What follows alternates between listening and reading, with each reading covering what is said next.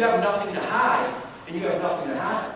And letting people in to know who you really are isn't a big deal. I'm going to stress this point, obviously.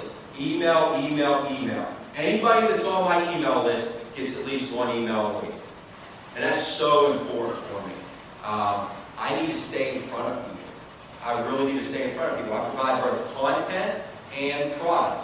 I do a little bit more product than I probably should provide more content. I heard it's supposed to be 80-20. I'm probably about 95-5. But yeah, you got to stay in front of people. I have a client from New Jersey. About 13 months ago, he bought a deal off of me. He called me. He said, I met you 3 years ago, one time at the South Jersey Rio. He received an email a week from me for 3 years. That 1 week, he happened to be ready to buy. Within 13 months, that same individual bought 6 properties from me. That's huge. That's an email a week for 3 years. That's a lot of emails. And some weeks I even sent more than one email. But he saw me all the time. So that when he was ready to buy, he thought about me. So this is where getting the business cards, the names, email addresses, and phone numbers is huge. If you don't have people's names, phone numbers, and email addresses, you're not going to be able to email them. I use Constant Contact. It's like $30 a month, and it provides a really good service. There's other services out there like that, but it's a really good way. This is so important. And be consistent, like I said, both information and product. The biggest thing for long-term relationship building is to deliver on what you offer. Okay, now, I'm not saying that you're going to be able to 100% deliver on what you offer every time. The question isn't if, it's when are issues going to come up. You know, there's unforeseen things in the real estate market. In any business, a lot of unforeseen things are going to come up. The question is, how are you going to respond when those things come up? Are you going to stand by your investor's side, that person who you helped find that deal? Or are you going to say, oh, you should have done your due diligence. You could have went and researched this yourself. You've already bought it. This all falls on you. Or are you going to step up and say, hey, listen, you know, maybe I could have done a little bit more research. Maybe my numbers were a little bit off. How about we split the cost here? Or maybe how about I do this thing for free? That's huge for building long-term relationships. But you do your best to provide accurate information so you can deliver on what you offer. If you go out there and overpromise and under-deliver, your business is going to be very short-term. All of this, everything I mentioned, builds credibility, which in the long term builds references and testimonials.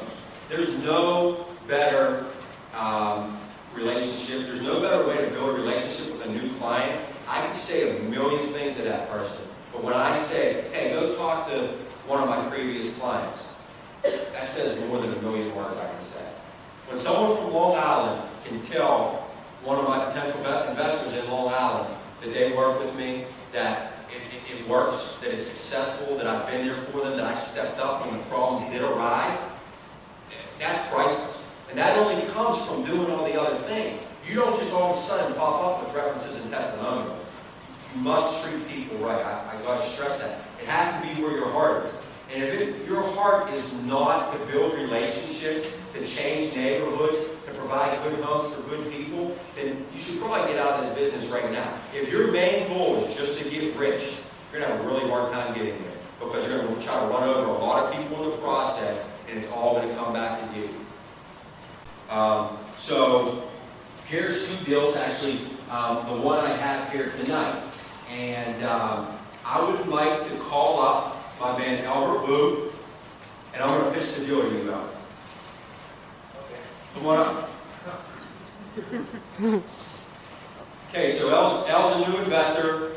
This is an example of how I pitch a deal, or how I pitch myself and my business. Let's say we never did business before. You just walked into the Long Island Rio. The first thing I would do is I would walk up to Al and look him in the eye. How you doing, Al? Good. Good. Is it your first meeting? Yep. First meeting. What brings you here tonight? I want to find out more about investing. Okay. And what are your goals for real estate investing? What makes you want to invest? I want to buy multifamily and get passive. Okay, so you want to build your long-term financial freedom through real estate.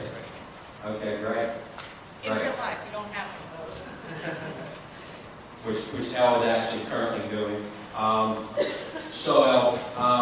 What I do is I work with investors like yourself with those goals in mind. I provide hands-off real estate investing. I allow you to continue to live the life you're living today while investing in real estate. First and foremost, what I do is I build a relationship with you. I find out what type of properties you need to get where you're going. And then I go out and I locate those properties for you. That's different than what a lot of other people do. A lot of other people, they put a bunch of properties under contract and then they try to sell you what they have. Whereas the way I like to work is I like to find out what you need and then go find it. So what are your primary points of interest as far as multi-units? How many units? As much as I need to retire. All right. So then what I do, Al, is once we build that relationship, we find out what type of deal you need. I go find it, and I put all the numbers together, just like I have on this flyer. And I present them to you. I analyze the neighborhoods, I analyze the renovations, I analyze the income, I analyze the expenses, and then you get to make a decision. If that deal works for you, then we go ahead and move forward with that deal. If it doesn't, then we put it to the side and go find another deal that meets your needs. Now, once you purchase the deal, I have 5 renovation crews. I've built relationships. I have 5 renovation crews to do all your renovations. Once it's out of renovation, I have a relationship with a property manager to facilitate the property management of the property. Do you have any questions? No. Okay. Okay, now all my properties are in Pittsburgh, PA. Does that scare you? It's far. This far? Yeah. That's one of the hurdles of a lot of potential investors is the distance, the 6-hour drive. The key factors that overcome those distances is the cost of entry, the taxes, the laws are very landlord friendly. Very landlord friendly, and we have the proven system that works. Pittsburgh has a very strong economy. Do you have any questions on Pittsburgh? Why do people invest there?